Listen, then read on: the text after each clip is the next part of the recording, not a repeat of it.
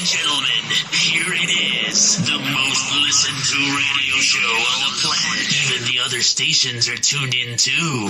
Hello, my name is Oliver Struby from Mile High Coasters, and you're listening to the Coaster Challenge Podcast. Hey, this is El Toro Ryan, and you're listening to the Coaster Challenge Podcast. I'm Peyton Lang, Assistant Regional Rep for the H-Florida region, and you are listening to the Coaster Challenge Podcast. This is Tim Holloran from the Coaster Crew, and you're listening to the Coaster Challenge Podcast.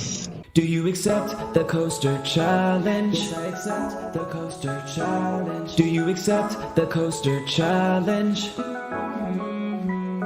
Coaster Challenge Podcast is here. It's time to face your fears. Get that theme park therapy and let us go through. Coaster Challenge Podcast is here. Your fear can disappear. We know that theme park therapy can dry up all your tears. Do you accept the Coaster Challenge? Yes, I accept the Coaster Challenge. Do you accept the Coaster Challenge? We accept because you know we're not average.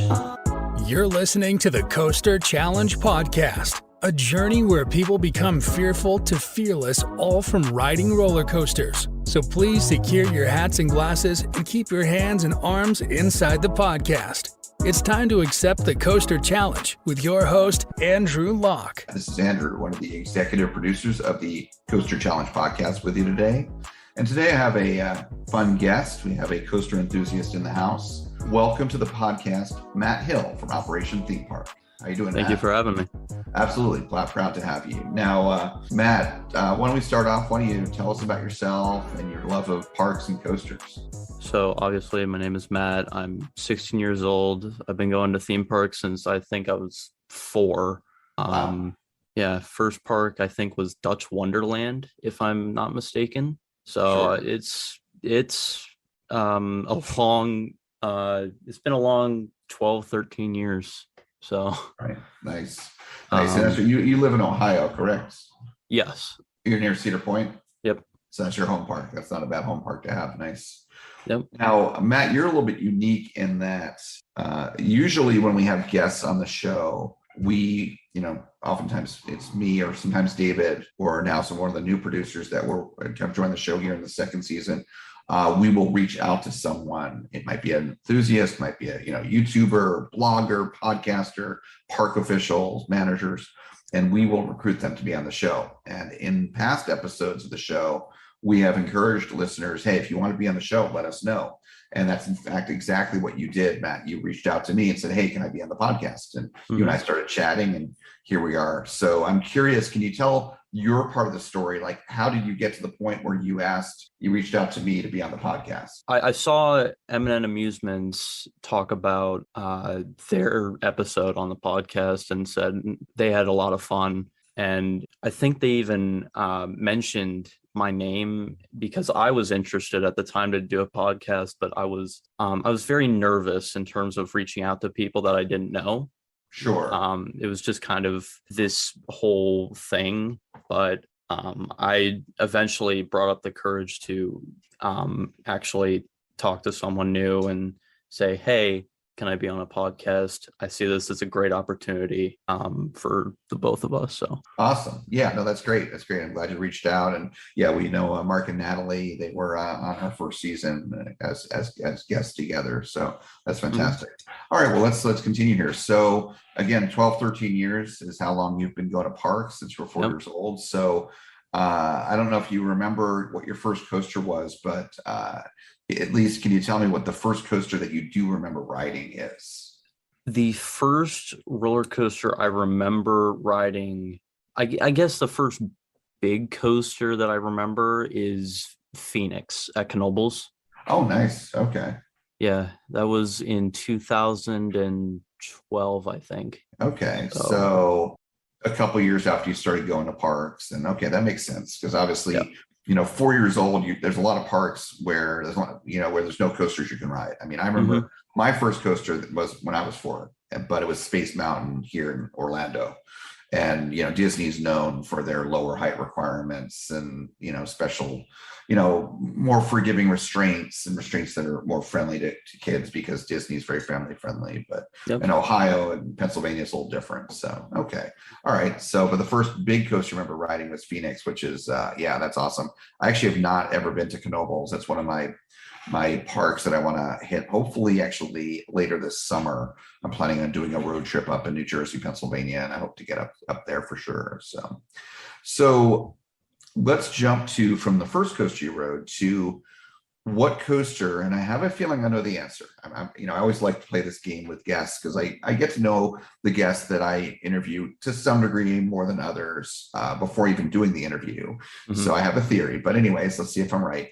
What is the coaster that has scared you the most before riding it in your life so far? Mystery Mine at Dollywood. Okay. I thought you were going to say Top Thrill Dragster because it's your home bar. No, I have actually not ridden that. Oh, you've not ridden Top? Oh, well, we'll have to talk about that too. Yeah. Well, let's talk about Mystery Mine first. So Mystery Mine scared you the most? I think part of the reason why I was so scared is because there were two girls next to me that were like a little younger than me at the time. Yeah. And they were crying. They were scared out of their minds. And that just added to my anxiety. And then my mom wasn't so sure about it. So that just added even more anxiety. So I'm like, what is happening? And then I just see this vertical lift hill, like the first one. I just see this vertical lift hill and I'm like, what? Because I don't remember the point of view videos that I used to like, right, that I used to watch before going to the park. So was it the, pun intended, the mystery of it, not knowing what you're going to be seeing, because you can't see a lot of it outside there, right? I will say a lot of it was the unknown factor. Yeah. One of our previous guests, he is from season 1, Jason Ginsberg. He is the founder of the infamous fake theme park, the account and the podcast appearances that he's done, pretending to be the CEO Murph Gantley of Fake Theme Park, and he's not a coaster guy. He used to work at Universal, and he's a theme park guy. At least he has been. But a lot of rides, even beyond coasters, dark rides, they freak him out because of the unknown, and so he uses POVs extensively for that reason. I think you remember when I interviewed him, he talked about, I think it was Forbidden Journey, and trying to understand what that's like, and he saw some videos of that. And like, for me, and there's nothing wrong with where say he or say you come from. For me, I used to watch POVs, but as I've really built up my ability to face fear and for fear to not have an impact on me, I've got a point where I want the surprise to be there. So I'll watch off-ride footage, but I will not watch a POV. I'll watch a concept POV. Got to support my buddy Austin from Amusement Insider, who makes amazing concept POVs. I'll watch those before a ride opens, but I will not watch an actual on-ride POV until after I ride the coaster. And that's just me, because I want the surprise, but I want to experience it for myself. But yeah, so I get that, you watch POVs, although I guess in the case of Mystery Mine, you had watched them, but you didn't remember them, so it didn't really help you, right? Yeah. Okay, so let's keep going. Let's talk through it. So the girls were making you scared because they were screaming, and then you start riding it, the vertical lift hill, and there's actually 2 of them. And so talk me through what happened. Do you remember, was there a point on the ride where you went from being scared to enjoying it? I think it was about halfway through the double barrel roll. Okay. So towards the end. Yeah. Okay. And so then, how did you feel when you got off the ride? I feel like the first part of the ride, as much as I feel like scared, like how scared I was kind of a factor in this, I still feel like the first part of the ride was kind of terrible, because ear throbbing, it's a whole thing. And then the second part of the ride, I was like, okay, this is actually where it's getting good. And then the ride ends, and then I come off and I'm like, that wasn't as bad as I was saying it was on the ride, but would I ride again? No. But this was before the redo of that one drop on the ride, right? So I might ride again just to get that part in that I haven't. So is it you would not ride it again in general just because of the painful aspect of it, like the headbanging? Okay. Okay. I mean, that's understandable. That's not fear-based. That's just practical. I mean, there's certain coasters that I'll ride it once to get the credit, but I won't ride again. And some of my friends, they consider it sacrilege, like Viper at Magic Mountain. I won't ride again. Well, I actually might try it again because people tell me it's gotten a lot better, but it's a headbanger, It hasn't. Okay. So you're in the corner of where what I was thinking was the case is that it's not gotten better. But when's the last time you rode it? 2 weeks ago. Oh, okay. All right, maybe I won't be Viper riding it again. Yeah, I mean, these coasters, I mean, I'm not afraid of it. It's just I want to have a pleasant experience on a coaster. I want to get a headache. So I totally get where you're coming from there. So, but aside from the pain aspect of it, the headbanging, you had a fear. Now, was it a fear of headbanging or just a fear of the unknown more so? It was a fear of the unknown, because halfway through the ride, like these girls started crying, and then it was just all like a mix of emotions, kind of a deal. And it's kind of hard to explain. It's like I wasn't scared per se in terms of when I first got on it, but then when things started like going like the direction of these girls were anxious, crying, screaming, and then my mom was screaming, and then said, I don't know about this. And then I got the mindset like, I don't know about this. Yeah, you were kind of caught up in it. Yeah. So you felt better, at least about the fear aspect of it, the unknown aspect of when you got off. Granted, you saw that was painful with the headbanging, but so how did conquering your fear? Again, you identified this coaster as up to this day here in 2022 as being the one that scared you the most. How did conquering your fear impact your life, after riding that coaster? Felt a lot better about myself. I felt more confident, I guess. It wasn't, I won't say like greatly impacted in terms of like getting off and wanting to skydive, but it was definitely an experience to get off and feel better. Like accomplished? I felt accomplished, basically. Okay. Now, not to, I mean, it kind of came out because of my theory was wrong, but I am very curious. So how, by the way, how far away do you live from Cedar Point? About an hour and a half, 2 hours. Okay, that's pretty close. Okay. So you go there, many times each season. You have a season pass, right? Mm-hmm. Okay. Platinum. Oh, Platinum, right. Yeah, I've got Platinum as well, but my nearest Cedar Fair Park is 7 hours away, which is Carowinds. Yeah, which I have been to this season already, but yeah. So anyway, so you're a lot closer, but so tell me, so you're 16. How tall are you?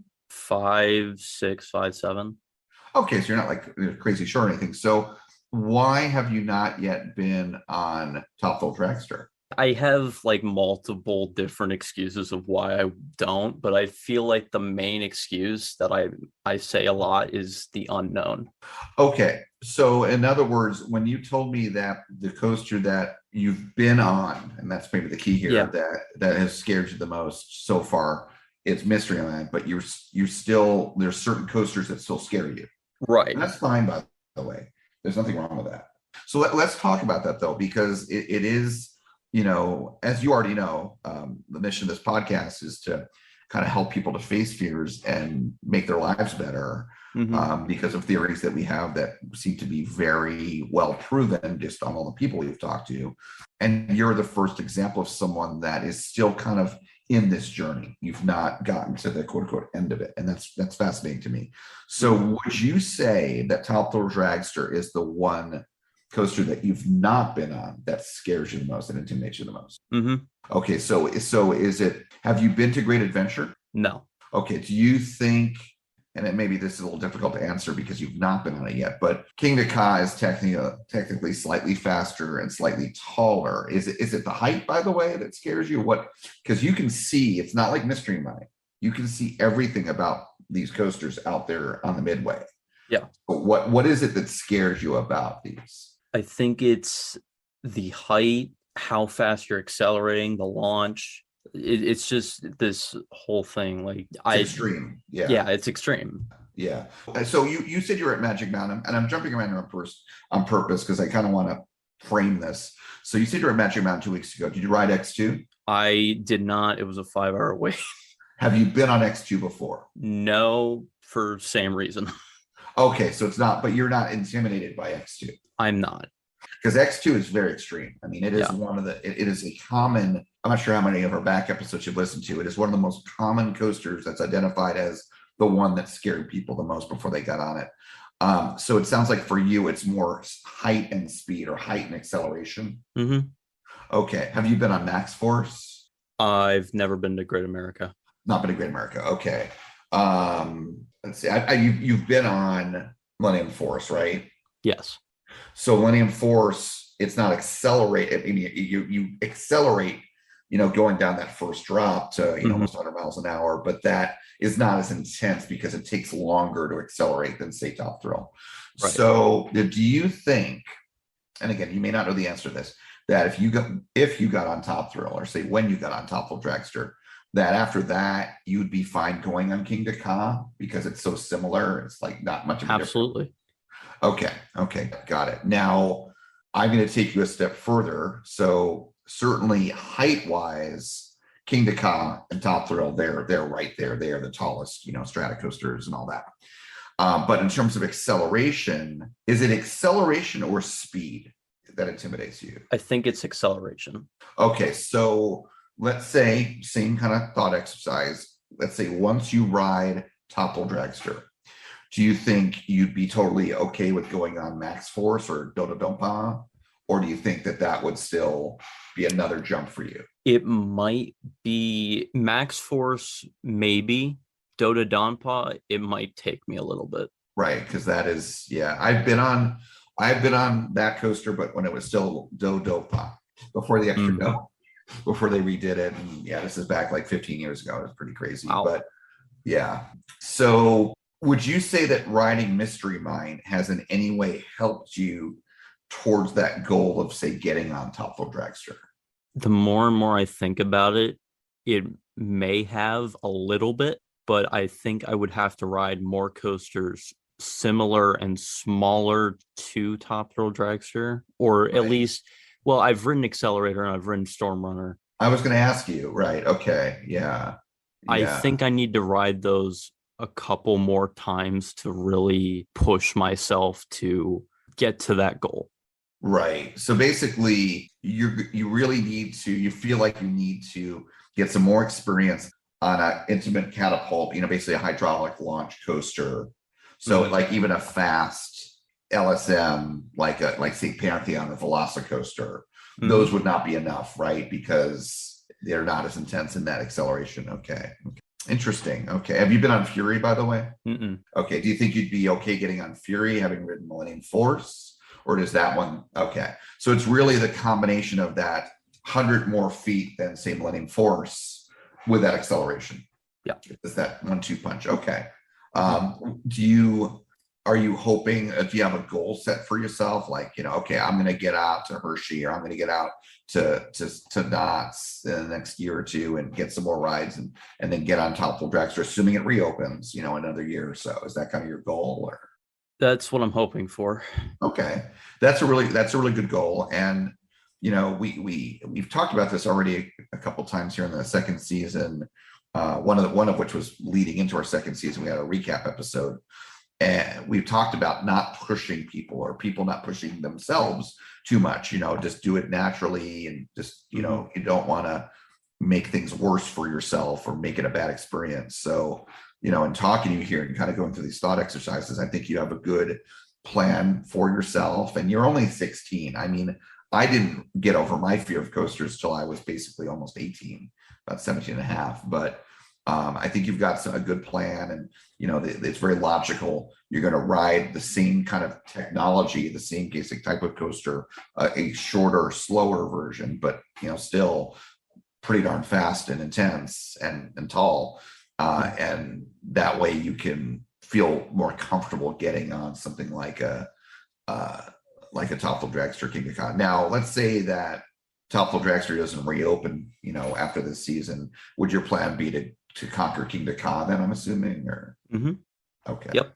Cool. Well, I wish you luck with that. I hope that goes well. I look forward to finding out, how that goes. And I think what you'll find is that, Mystery Mine was a lead, was step in the right direction. Yeah. But you've got this extra high level of, another level to conquer that we've been talking about here, i.e., a very intense, tallest, or one of the tallest, the intimate catapult coasters. If we go back to Mystery Mine, Yeah, it did actually do something, because I was normally afraid of vertical lift coasters. I rode Hang Time twice, not a problem. Right. Nice. Yeah. So like it was a progression for you. It was an accomplishment, but you just didn't get it all done. You didn't get that fear all done. But what you'll find, I think, and this is what I've noticed, is I conquered my fundamental fear of coasters, adult coasters, on the Great American Scream Machine, the old Arrow Mega Looper at Great Adventure, when I was, like I said earlier, 17 and a half. And that was basically conquering looping coasters on inversions, as I'd never done an inversion before. But still, I wasn't an enthusiast yet. I kind of was, going a long way. And I was still a little bit intimidated. And, I did get on X when it first opened in early 2002, but I was scared. And in certain ways, I'm still scared to get on that ride because it's insane, that first drop especially. But I've conquered my fear. In all seriousness, I've conquered my fear of that ride.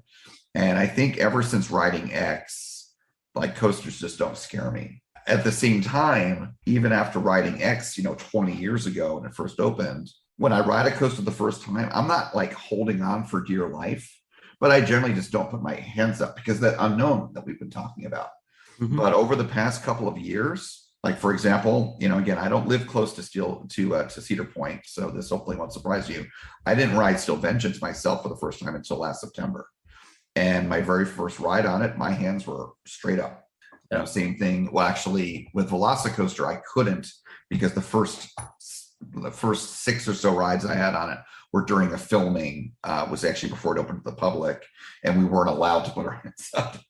But Pantheon, I was there for media day, and we were out, allowed to do that, so I had my hands up, and anyway. So yeah, I progressed from not being afraid of any coasters to I've got my hands up even that first ride when I don't know what's going to happen, and it's a progression. You don't get there instantly, but as you go through these experiences and more intense coasters, and we've talked about this all the time on the podcast, you're building up your fear resistance, your ability to counter your mind telling you this is not going to be good. Mm-hmm.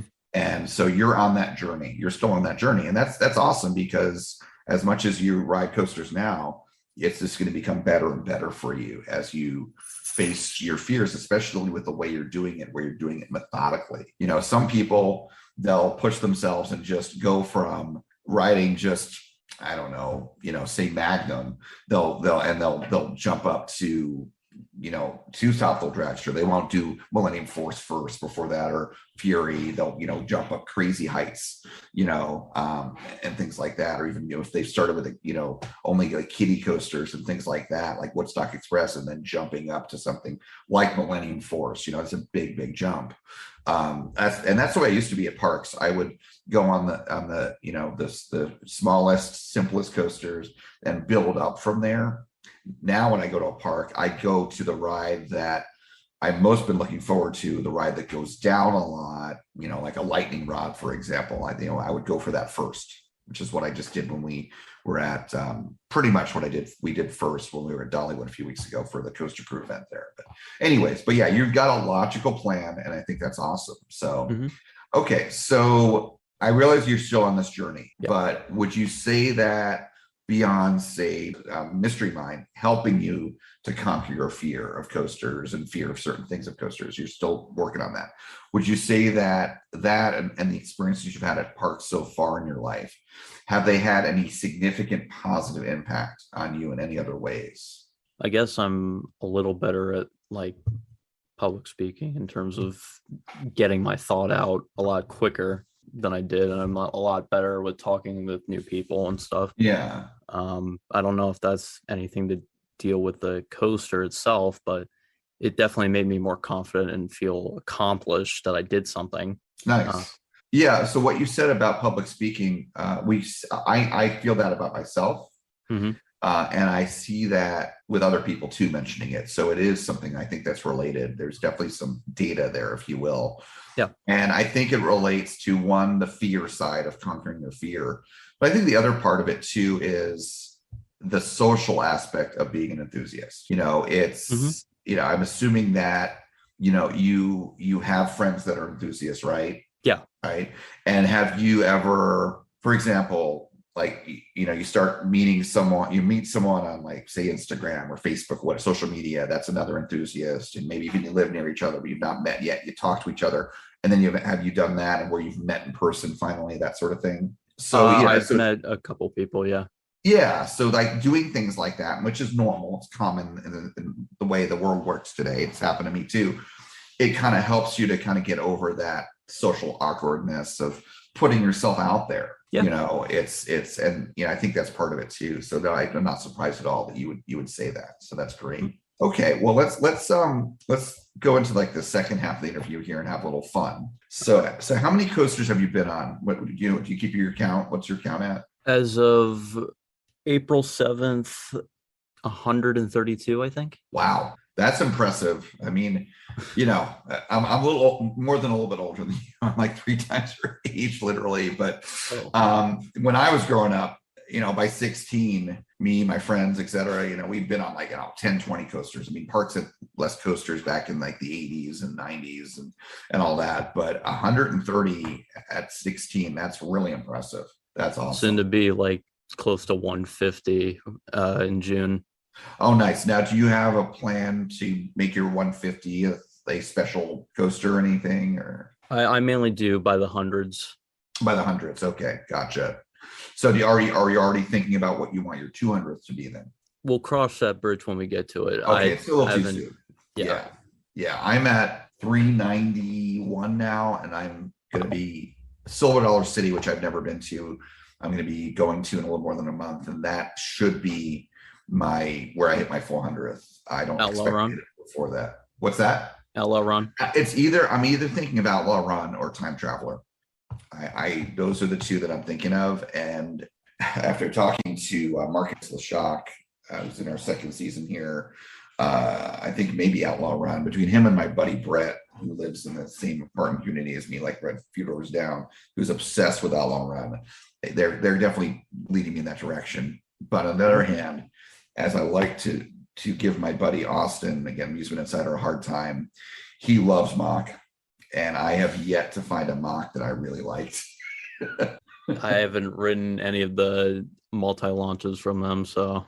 Yeah, I've been on Slinky Dog, I've been in Manta and SeaWorld San Diego, and I've been on Copperhead Strike. And I don't hate their coasters, they're fun, but it's just they don't jive with me like Intimates do. Or even Bacomas and other LSMs, Premiers even. But anyways, so I've heard amazing things about Time Traveler, and it's like I have a feeling that that's going to rank high for me. But I think they both will. So it's going to be one of those two. It's going to be my 400s. We'll see. But anyways, so of the 130 or so coasters you've been on, what was your craziest moment you've ever had on a coaster? It could be an evac. It could be something weird happened. It could be some funny thing that happened because of the other people riding, anything like that. Can you think of anything? I can tell you a story that happened at Dollywood. It wasn't on a coaster, but it was an experience. So Sure. We were waiting in Lightning Rod's queue for like an hour and 45 minutes. Wow. Where they decided to add a second train. When they added the second train, they tested it for like 20, 25 minutes. And then they shut the ride down. Guess where we were in line? You were right, getting ready to I was 6 rotations away from getting on. Oh, yeah. Well, it's like I said earlier, I used that Lightning Rod as an example of a coaster that, I would go to first because it's so notorious. Yeah. So have you not been on Lightning Rod yet? Or No. Okay, well, if it makes you feel any better, I've been to Dollywood twice. First time was last September, and I was there for 2 days. I had a great time, and I rode everything except for Lightning Rod, because Lightning Rod was down the whole time. So my buddy Tim Holloran, He is the one that, runs Coaster Crew, president of Coaster Crew. When I joined Coaster Crew this year and I said, I'm going to do your events, you're also, you're a great guy. I've heard your events are amazing. And it came out that the Dollywood events could be the first event of the year, which it usually is because it's usually in March. I said, Lightning Rod better reopen. And I found out from Tim that he had not been on it yet either, even though he goes to Dollywood every year. So, downtime. And he also has been dealing with weight issues. He's lost a lot of weight, which I'm very proud of him for.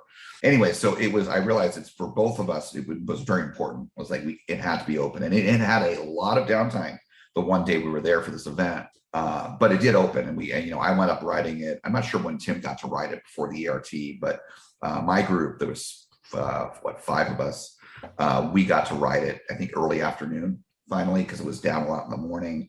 But the big thing is that one of the main aspects of this event that made it special was that we paid for, essentially for about an hour of ERT on Lightning Rod at the end of the day. Not quite night rides, but basically the very end it was night rides. But so of course, the question was it going to be open at the end of the day, and it actually stayed up all of ERT. It was like a miracle. Maybe Lightning Rod works better once it's warmed up. Maybe it has less issues. I don't know. It took me 2 visits to Dollywood, is what I'm trying to tell you, to get on it, and it is now my second favorite RMC. So it's worth the effort. Go back. Just keep your fingers crossed. So, but I have had situations like what you described, and they are so frustrating. Not on a coaster, but last year I was with David and a couple other people and friends and so forth at DCA, at Disney's California Adventure. And again, I live in Florida now. Disneyland used to be my home Disney park. Now it's Disney World. So I was out there cross country trip and wanting to get onto the Web Slingers ride, the Spider-Man ride, because I wanted to compare it to the one here at my home park, of course, the Spider-Man ride at Islands of Adventure, which is amazing, one of the best dark rides in the world. Yep. And we were maybe a few more cycles from getting on the ride, and they shut it down. They emptied the queue. They dumped the queue. Which when they dump the queue, that's not a good situation. Yep. So I'm hoping to get on it maybe this summer in July. I'm supposed to be able to go out there, but we'll see. But anyways, that is a kind of a crazy moment, not a good moment. At least they gave us 2 free Dollywood fast passes for the day. Oh, nice. You got some time savers. Good. What'd you wind up using those on? Well, we used one on Mystery Mine. Was that the ride, the Mystery Mine ride that you were telling me about? Yeah. Oh, funny. And what was the other one you used it on? We just kept it for like safekeeping, I guess. I don't know. We were going to use it on Wild Eagle, but we were so tired and just depressed because of the lightning rod situation. Yeah.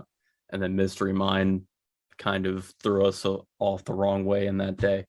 Yeah. But, yeah, and you waited so long in line too. Like when I was there my first visit, it was down the whole time, which was awful. But because of that, I never waited in a queue for it. So I do feel awful for what you went through there. So let's talk about something more positive for a moment here. So tell me, of your 130 plus coasters, what has been your favorite? Voyage. Oh, so you've been to Hollywood. Nice. So Voyage is your favorite. Now, this is one of my hot, spicy takes. So have you been to Hollywood Nights, or have you only been to like regular Holiday World? I've only been to regular Holiday World. We got a night ride on it. Somehow, some way, we got a night ride on it. Okay, because sometimes it is open late enough, and depending upon the time of year. Remember what time of year you went? October. Oh yeah, October is when you can get night rides because the time change. Yeah. Shorter days, and So you had both day and night rides on it, right? Yes. How many rides did you get on it that day? We got 3, I think. Okay, so how would you describe Voyage? The beast on steroids. I would agree with that. Although, I mean, they're both out into the woods. Of course, Beast has got the two lift hills, which I remember my first ride on the Beast I was blown away. I didn't know it had 2 lift hills. Like the concept of having 2 lift hills, crazy long coaster. But the thing that's not great about the second lift hill on Beast is it breaks up the pacing, whereas Voyage does not have that issue. But yeah, I agree with you. It's on steroids. I describe Voyage as relentless. It is. Yeah, it's the wooden equivalent of Fury, in my opinion. I mean, again, they're not the same coaster, but Fury is relentless. The pacing's incredible. How would you compare your day versus your night ride? The day, it was like you can see everything, or at least for the most part, you can see the track, but going back in the woods, it was just crazy. Like you just see all these trees flying by, and then all of a sudden you're on a 90-degree angle, and I'm like, what? So it was like this crazy experience. Like I got a chance to ride it towards the front and at the very back, and then the night ride, I mean, you couldn't see anything. It was crazy. We were just going down the drop, and I'm like, where are we? Like, are we in Holiday World, or are we in the woods in some sort of random location? Right. It was crazy to experience. It's my favorite night ride by far. No, that's fantastic. And your night ride, of course, being that was on a regular day, was not trimless. It had the normal trims on it. Right. Okay. So I've only been to Holiday World once, and it was during Hollywood Nights of 2021. And I got to ride Voyage first and during the day. I mean, that event had a lot of issues, very tragic, very awful, and very, very sad what happened to that woman. Very upsetting and frustrating the people that trounced upon what happened to her on social media by being so entitled and complaining that they couldn't get on Voyage the first night because of what happened to her. It's just disgusting. Yeah. But I still had a great time, even with all the issues. And I love B&M Wings, love Gatekeeper, your home park, for example. It's one of my favorites there. And, Thunderbird wasn't open, but, I knew I'd get back to it again, later. But I had a great time. But I love Voyage. Voyage instantly, on my first ride, my day ride, became my favorite wooden coaster. Beat out Ghost Rider for being my new favorite, and still is my favorite wooden coaster. I was just blown away. And then I got 3 night rides on it, trimless. And it's better at night, yeah, because it's like the Beast. You can't see anywhere, and it's warmed up, and it's even more relentless. But trimless Voyage versus trimmed Voyage, it is not the giant difference that people say it is. I'm sorry, it's not. And that's my spicy take. Yeah, I'm not saying I don't like Voyage. I love Voyage. Voyage is the only coasters above Voyage on my top coasters list are all Intamin multi-launches. Maverick, Velocicoaster, Pantheon, and Soaring the Dragon. I'm a huge Intamin multi-launch fan, LSM Blitz Coaster fan. They just jive with me. But Voyage, there's no RMCs above Voyage. There's B&Ms, etc. It's just Intamins. And Voyage is my number 5. Voyage is incredible. I love it. But trim versus untrimmed, there's a difference, but it's not, how Thuzies, how they say that trimmed Voyage is like 50 on their list and trimless is number 1, or it's not like that. I'm sorry. I don't feel that, but I love it. And I'm very fortunate to be able to go to Hollywood Nights again this year with how picky and how small the event is. And, I have friends, and I want to thank actually Kim Dykes, who's one of the new associate producers of the podcast. She was able to get me a guest ticket and so forth, which is amazing. And thank you, Kim. And I'm looking forward to it. Now, do you have plans to go to Hollywood Nights anytime in the future? Or? I'm hoping to get there within the next couple of years. Yeah, I hope you get to. Everyone needs to go. You need to go. I mean, yeah. So I'm curious. You'll have to let me know if you can remember, because you and I chat on Instagram. So let me know what you think of how my spicy take. If you agree with it or relate to it at all. Yeah, I'm curious. But yeah, Voyage is incredible. So that's a great number 1. I know other people that have number 1s that Voyage is their number 1, and I totally relate. I get it. It's an incredible coaster. One of the things I feel about Voyage, both riding it and watching it, is it should not be staying on the track at the speed that it's going and the maneuvers it's going through, the overbanks, basically wave turns towards the right when you get close to the station again. And it's like, how is this physically possible? Basically. Yeah, it's just insane. And what it comes down to is kudos to Holiday World, which is a small park. They don't have a huge attendance, and combined with, I'm assuming, Gravity Group and their guidance on maintenance, how they're able to keep that coaster maintained. But mainly, of course, Holiday World, with the amount of money they put into it, retracking and all the checks they do. I mean, that coaster runs great. I mean, and they keep it safe, and which is great. So, but yeah, that's an awesome favorite coaster. So let's talk about, on the other end of the spectrum, your least favorite coaster. Viper. Magic Mountain. Yep. Fantastic. I love it. You and I were just talking about that earlier. It was. Yeah, I guess that definitely is my least favorite at Magic Mountain. My least favorite period is Great American Scream Machine at Six Flags Over Georgia. That thing needs to be torn down. That park needs to be the first park with 2 RMC conversions. It's basically how I think it needs to come out, which I don't think that'll ever happen. But the thing is so potholy. But Viper though, that is a great answer, because the level to which my ears hit my head hits the over the shoulder restraints, right? Is that why? Are there any other reasons why you don't like it, or? No, that's pretty much the only reason. Yeah. It's awful. Yeah, unfortunately, these older arrows, and we're starting to see this with some B&Ms too.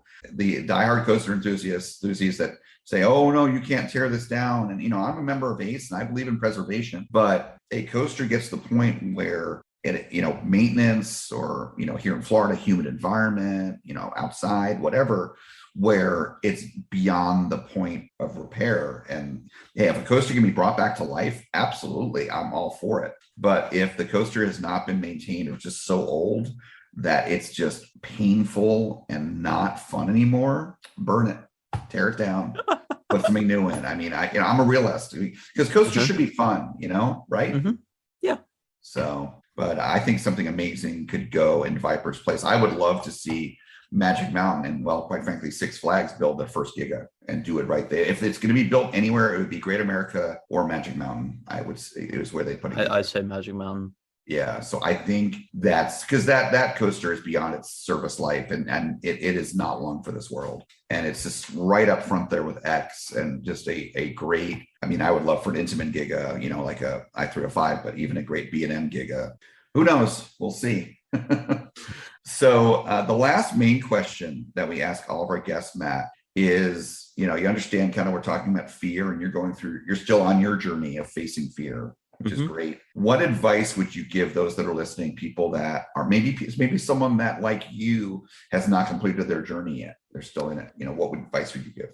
Try best as you can to face your fears. I mean, if you can accomplish one of the things that have been a struggle, or have been, I guess, a fear, even, you can accomplish anything. And I wholeheartedly believe that. So in other words, once you face your fears, you can accomplish anything. Is that what you're saying? Once you can face your fears, accomplish something big in your life, you can accomplish pretty much everything. Yeah, I agree with that. That's good. That's good advice, and that's inspirational, because fear and anxiety can be hard, very difficult to face, but there is that other side, the reward of facing it. So great advice. Thank you. So the last thing then I'd like to ask, as we ask for all our guests, is feel free to promote any ways that people can find you, social media, if you have a website, YouTube channel, whatever you'd like to share, please go ahead. You can follow Operation Theme Park on YouTube, youtube.com/Operation Theme Park. And you can follow on Instagram, Twitter, and TikTok at Operation_TP. Awesome. Yep. Operation Theme Park. Great. Yeah, that's fantastic. Well, thank you very much, Matt, for joining us today. And I really enjoyed talking to you in general, but especially talking to you about you still being on your journey of facing fear, which is, I think you're the first guest really that has, in that role. Again, you're one of our younger guests, so it makes sense. So, and I'm excited to see you complete that journey, and I know you will. So Thank you again, Matt. It's been an honor being on here. Thank you. If you enjoyed today's episode, be sure to like and subscribe wherever you get your podcasts. And if you want to see more of us, we upload every Friday. And check us out on Facebook, Instagram, Twitter, YouTube, all at Coaster Challenge. Links are in the description below. Thanks for joining us here today.